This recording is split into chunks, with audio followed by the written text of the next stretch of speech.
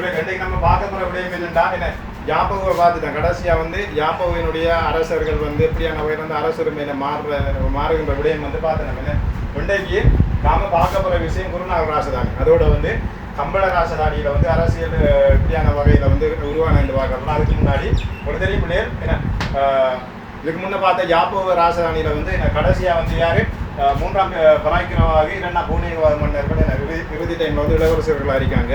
அப்போ இளவரசர்களாக இருக்கிற டைமில் வந்து என்ன ஒரு அதிகார போராட்டம் அல்லது அவங்களுக்குள்ள என்ன ஒரு போட்டியில் வருது. அப்போ அந்த இதை நிலைய காரணமாக வச்சு நேரான் இந்தியாவிலிருந்து ஆரிய சக்கரவர்த்தியை நேரான் இலங்கைக்கு வந்து நேரான் இலங்கையை வந்து கைப்பற்றி அல்ல இலங்கை கைப்பற்ற என்று சொல்றதை விட இலங்கையில் இருக்கிற புத்த பெருமானுடைய இந்த புனிய தந்த தாதுகள் பாத்திர தாதுகள் எண்ணீரான் எடுத்து போய் அவனுடைய நாட்டில் எண்ணீரான். அவனுடைய நாட்டில் வந்து இருக்கிற பாண்டிய இளவரசன் அதாவது உங்களுக்கு தெரியும் குலசேகர பாண்டியன் என்ற ஒரு எண்ணீரான் பாண்டியன் என்றவன்ட்ட வந்து கொடுக்கான். அப்போ அந்த டைமில் தான் என்ன புத்த பெருமானுடைய புனிய தந்த தாதுகளையும் பாத்திர தாதுகளையும் என்ன கைப்பற்றுவதற்காக வேண்டி அல்லது கொண்டு வருவதற்காக வேண்டி மீட்டு வருவதற்காக வேண்டி மூன்றாம் பராக்கிரமமாக இலங்கையிலிருந்து அங்கே போகிறார். எங்கே இந்தியாவுக்கு போய் அங்கேருந்து புத்தகனுடைய புனிய தந்த தாதுகள் பாத்திர தாதுகளை வந்து இந்த மீட்டு வந்ததாக வந்து சொல்லப்படுது.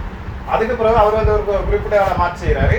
குறை நீராங்கன்னு பார்த்தா அவரை தோற்கடிச்சு விட்டு யாரு இரண்டாம் பூனேகவாத மன்னன் ஆட்சி செய்கிறான். அப்போ அந்த இரண்டாம் பூனேகவாத மன்னன் தான் குருநாகலுடைய முதலாவது ஆட்சியார். ஓகேனே அப்போ மூன்றாம் பராக்கிரமமாக வந்து தோற்கடித்து விட்டு ஓகே எல்லாம் உறவினர்கள் அவங்க இருக்கலாம். அப்போ மூன்றாம் பராக்கிரம தோற்கடித்து விட்டு ஆட்சிக்கு வந்த இரண்டாம் பூனேகவாத மன்னன் தான் என்ன குருநாகல் ராசதானியினுடைய என்ன முதல் ஆட்சியாளனாக சொல்லப்படுது. முதலில் அனுராதபுரம் புலனர்வு தம்பதனிய யாப்பு குருநாகல் கம்பளை கோட்டை கண்டின் ஓட்டி இருக்கிறேன். அந்த பொல்லாத தடித்த யானை குட்டியிடம் கடுங்கோபத்தை கண்டேன் நம்மளால சொல்லக்கூடிய என்ன அந்த வகையில் வந்து இதுக்கு முன்னே நம்ம இங்கே பார்த்து நம்ம அனுராபுரத்தினுடைய ஆட்சியாளர் யாரு அனுராபுரத்தினுடைய ஆட்சியாளர் பண்டுகாவையர். புலனர்வினுடைய ஆட்சியாளர் முதலாம் விஜயபாகு.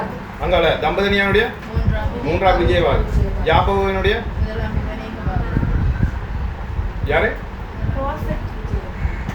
அனுராபுரம் யார் திரும்ப சொல்லுவோம். அனுராபுரம் யாரு புலனர்வ தம்பதனிய வேறு மூன்றாம் விஜயபாகு. அங்கால யாப்பவ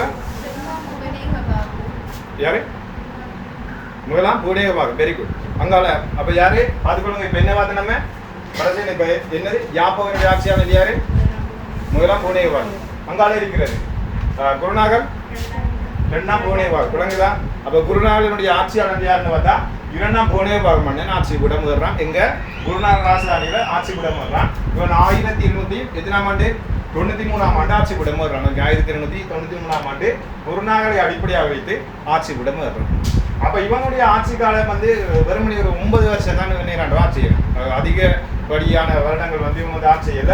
வெறுமனி ஒரு 9 வருடம் ஆட்சி செய்யலாம். அப்ப அவனுக்கு பிறகு என்ன செய்யப்படுகிறது அவனுடைய மகன் வந்து உங்களுக்கு தெரியும் இலங்கையில வந்து அனுராதபுர ராசதானியில இருந்து இறுதியாக இருக்கிற என்னது கண்டி ராசதானி வரைக்கும் எப்படியான வகையில் ஆட்சி உரிமை என்ன பெறப்படு உருவாகுதுன்னு பார்த்தா தந்தைக்கு பிறகு மகன் அல்லது அண்ணனுக்கு பிறகு தம்பி என்ற வகையெல்லாம் உருவாகுது.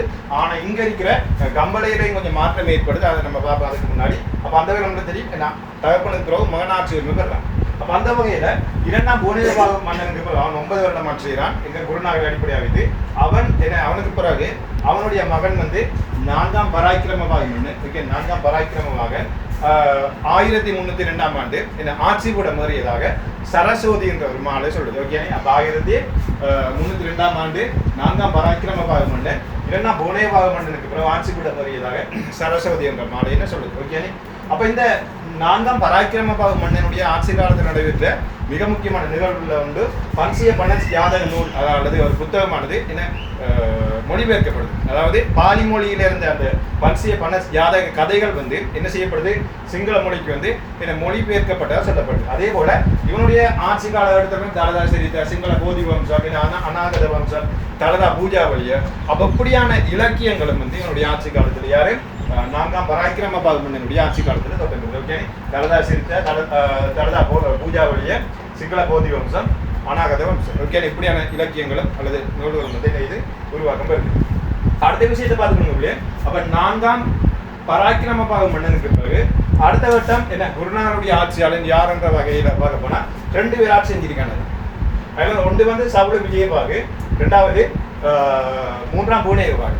இந்த சபுளு விஜயபாகு வந்து ஐந்தாம் விஜயபாகு என்று சொல்லுவாங்க. சபுளு விஜயபாகு வந்து ஐந்தாம் விஜயபாகு என்று சொல்லுவாங்க. அதே போல மூன்றாம் பூனேகபாகு வந்து வன்னி பூனேகபாகுன்னு சொல்லுவாங்க. ஓகே, அப்ப அப்படியான ஆட்சி உரிமை வருது. அப்ப இவங்களுடைய ஆட்சி நடைபெற்று இலங்கையில வந்து யாருடைய குருநாவை அடிப்படையாக வைத்து இந்த 2 பேருடைய ஆட்சி நடைபெற்றதுக்கான ஆதாரம் வந்து என்னன்னு பார்த்தா மூன்றாம் பூனேகபாகு மன்னனால கட்டப்பட்ட ஒரு குளம் சம்பந்தமான வகையில் வந்து ஒன்று கண்டுபிடிக்கப்படுது. இலக்கியத்தில் வந்து சொல்லப்படுது. ஸோ அதை அடிப்படை வச்சு என்ன சொல்லலாம், அப்ப இவர்களும் வந்து இலங்கையினுடைய ஆட்சியாளர்களாக இருந்திருக்காங்க. யாரு? மூன்றாம் பூனேகபாகு, அப்புறம் ஐந்தாம் விஜயபாகு போன்றவர்கள் ஆட்சி செஞ்சா சொல்லப்படுது. ஓகே, அப்ப அடுத்த விஷயத்தை பார்த்துக்கொள்ளுங்க. ஐந்தாம் விஜயபாகு மன்னனுக்கு வந்து பார்த்துக்கொள்ளுங்க 3 பிள்ளைகள் இருக்காங்க. புத்தகத்தில் வந்து கொஞ்சம் வித்தியாசமா இருக்கு. அது உங்களுக்கு கொஞ்சம் விளங்கணுங்கிறதுக்காக இந்த விடயத்தை சொல்றேன். அப்ப ஐந்தாம் விஜயபாகுக்கு வந்து 3 பிள்ளைகள் இருக்காங்க. அதுல வந்து 4ஆம் பூனேகபாகு என்ற ஒரு ஆளும், அதே போல 5ஆம் பராக்கிரமபாகு என்ற ஒரு ஆளும், அதே போல இது எக்ஸ்ன்றது சொல்றேன். ஓகே, அதுக்கு ஒரு மகளுக்கு வந்து பேர் இல்லை, அதில் வந்து காஞ்சி நாடு வச்சுக்கணும். ஓகே, காஞ்சினா பேர் நல்லா தான் இருக்கிறேன். அப்போ காஞ்சி நாடு வச்சுக்கணும். அது காஞ்சி நாடு இல்லை, நீங்க எக்ஸாம்பிள் எழுத வேணா விளங்கணுங்கிறதுக்கான காஞ்சி நாட்டை சொல்றேன். ஓகே, அப்ப பார்த்துக்கொள்ளுங்க.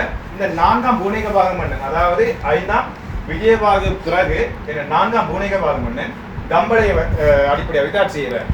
இவர் வந்து 1341ஆம் ஆண்டு ஆட்சி செய்கிறார். ஓகே, யாரு?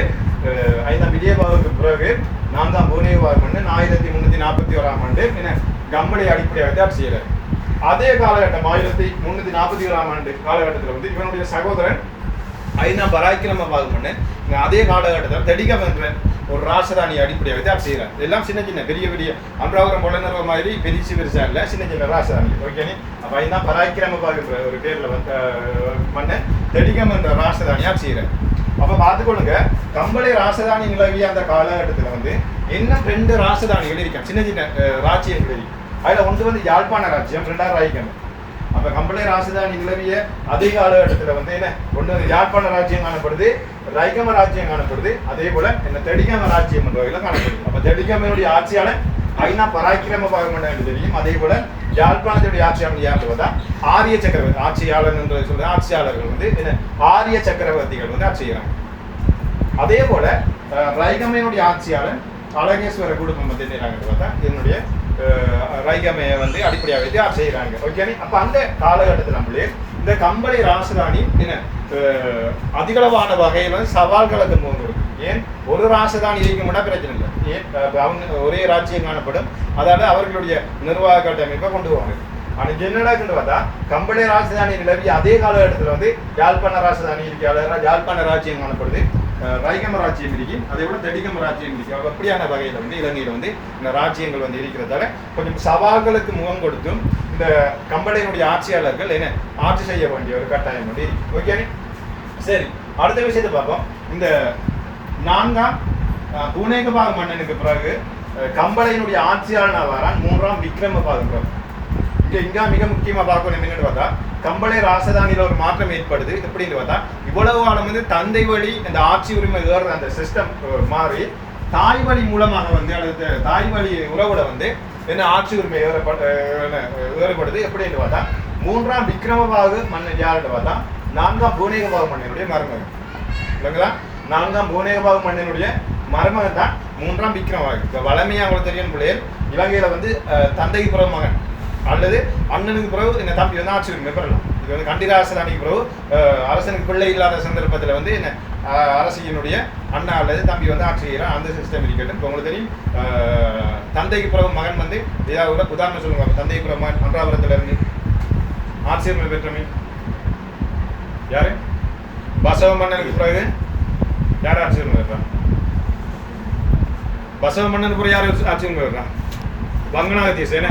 பசவ மன்னனுக்கு பிறகு வங்கநாகதீசன் ஆட்சிக்கு உரிமை பெறான். அதே போல அண்ணாக்கு பிறகு தம்பின்னா தேவனம்பி தேசனுக்கு பிறகு புத்திய மகாசிவ சூரதிச அசேன எப்படியானவர்கள் ஆட்சி உரிமை பெறாங்க. அப்படியான வகையில வந்து இலங்கையில வந்து தந்தைக்கு பிறகு மகன் அண்ணனுக்கு பிறகு வந்து இந்த தம்பி ஆட்சி உரிமை பெற்றாலும் முதலா இந்த கம்பளை ராசதானியில தான் என்ன மாமனுக்கு பிறகு மருமகன் ஆட்சி உரிமை பெற்ற ஒரு முறையான உருவாகுது. இந்த எப்படியான வகையில நான் பார்த்துக்கொள்ளுங்க. உங்களுக்கு தெரியும் இல்லையா இவருக்கு யாரு 5ஆம் பராக்கிரமபாகு மன்னனுக்கு வந்து அல்லது 4ஆம் பூனேகபாகு மன்னனுக்கு வந்து ஒரு தங்கை இருக்காங்க. காஞ்சி நாடு சொல்றேன். காஞ்சி நாளில் அந்த பேரை வந்து நான் அடுத்த கிளாஸ்ல சொல்றேன். அப்போ அவக்கு வந்து என்ன அவக்கு வந்து ஓகேனே இந்த வீர கம்பளி ராசதானி காலகட்டத்தில் வந்து சேனாதிலங்கார செனவிரத் குடும்பம் என்ற ஒரு குடும்பம் காணப்படுது. அவர்கள் என்னறாங்க தான் கம்பளையில் இருக்கிற அரசர்களோட இந்த நெருங்கிய உறவுகளை வந்து மேற்கொள்றாங்க, அதை பண்றாங்க. அப்போ அதால என்ன செய்யறாங்க, கம்பளி ராசதானி அதையோட ஐநா பராக்கிரமபாகு மன்னர்களுடைய அந்த காலகட்டத்தில் வந்து அவர்களோட நெருங்கிய உறவோட இணைகிறாங்க இருக்காங்க. அதால வந்து என்ன செய்யறாங்கன்னு பார்த்தா இந்த ஐநா பராக்கிரமபாகு மன்னனுடைய தங்கச்சியை வந்து ஓகேனே இங்க சேனாதிலங்கார செனவிரத் குடும்பம் என்ற இருக்கிற சேனாதிலங்கார செனவி என்ற ஒரு தளபதிக்கு நேராங்கன்னு பார்த்தா திருமணம் முடிஞ்சு கொடுக்காங்க. அப்ப அந்த வகையில வந்து ஐநா பராக்கிரமபாகு மன்னனுடைய தங்கச்சிக்கும் அதே போல சேனாதிலங்கார செனவி என்ற ஒருத்தனுக்கும் வந்து பிள்ளையார் தான் மகன் பிறக்கான். யாருன்னு பார்த்தா 3ஆம் விக்ரமபாகு. அவர் தான் என்ன செய்யப்படுங்க பார்த்தா அடுத்த கட்டமாக கம்பளையினுடைய ஓகேனே ஆட்சியாளனாக வந்து வரார். ஓகேனே அவர் தான் கம்பளையினுடைய அடுத்த கட்ட ஆட்சியாளனாக வரார். சரி.